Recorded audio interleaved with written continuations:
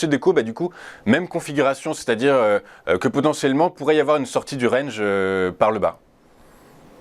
Alors, JCDecaux, je l'ai trouvé vraiment, sur le plan technique, extrêmement intéressante. Alors, on a, là on est dans un graphique quotidien, on a donc un grand mouvement baissier donc, qui correspond à une des rotations que l'on a vues sur le secteur des médias.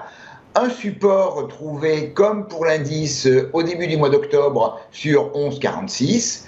Un redémarrage doucement d'abord, et puis l'ouverture d'un gap au début du mois de novembre au-dessus de 13,90 a donné un coup de fouet et une relance. Et là, on est dans une zone véritablement, on est sur le fil du rasoir. On est sur le fil du rasoir.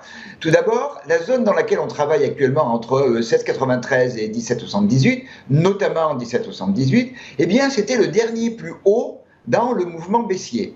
Donc, si on franchit 17,78, on invalide tout le mouvement baissier entre le mois d'avril et le début du mois d'octobre. Ça, c'est le premier point. Donc, on est un premier élément de fil du rasoir. Le deuxième, eh bien, on a une divergence baissière de RSI. Alors, on ne prend pas forcément de décision sur une simple divergence baissière du RSI, mais c'est un élément qui vient se coupler à d'autres éléments. Le troisième point, ce sont les bandes de Bollinger. Là, elles sont absolument magnifiques et c'est pas très fréquent d'avoir des bandes qui sont dans une zone de squeeze, c'est-à-dire où les deux bandes sont à l'horizontale toutes les deux, et à l'horizontale dans une marge de manœuvre extrêmement faible, qui correspond, qui plus est, à des niveaux, l'un de support à 16,93, l'autre de niveau de résistance dont tu viens de parler à 17,78. Donc, il va falloir dans les jours, la semaine prochaine va être certainement très calme, ou en début d'année prochaine, eh bien, regardez ce qui va se passer. Quand on a un squeeze aussi fort, hein, le tuyau, il est vraiment très étroit, on peut s'attendre à une sortie qui peut être extrêmement importante, extrêmement violente.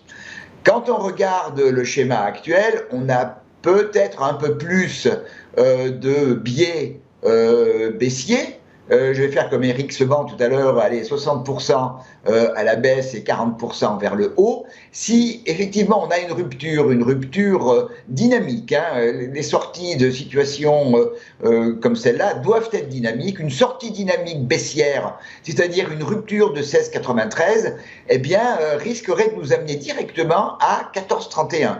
Donc on a pratiquement 2,50 €, hein, ce qui est important, d'évolution possible vers le bas, et on est à penser juste au-dessous du niveau de 14,31, on a notre zone de gap entre 13,12 et 13,90. L'hypothèse qui est pour moi minoritaire, qui est un franchissement de 17,78, alors là, nous ouvrirait la voie directement vers 19, 20, 21 et 21 €. Très clair, très clair. Merci Daniel. Donc vous nous dites, hein, comme j'imagine que c'est pareil pour le stock 600 médias, c'est-à-dire que cette semaine, peu de choses devraient se passer sur les marchés. La semaine prochaine, rien, quasiment rien. Donc on peut s'attendre à ce que les prochaines évolutions se fassent courant janvier. Du coup, sur JCDecaux, fondamentalement, il y a une date qu'il faut retenir, c'est la publication du chiffre d'affaires du 4e trimestre, le 26 janvier prochain, qui pourrait être ce catalyseur ou à la hausse ou à la baisse qui déterminera vers quel côté le cours pourrait aller, en fait. Après, c'est l'ensemble du secteur qui risque de décider et d'emmener les investisseurs dans un sens ou dans un autre. Si le secteur fait envie, on a plus de possibilités de repartir vers le haut, quitte à avoir 10 jours ou 15 jours plus tard une mauvaise surprise avec des déclarations de résultats. C'est toujours un peu ces schémas parfois inattendus de mouvements massifs d'investisseurs.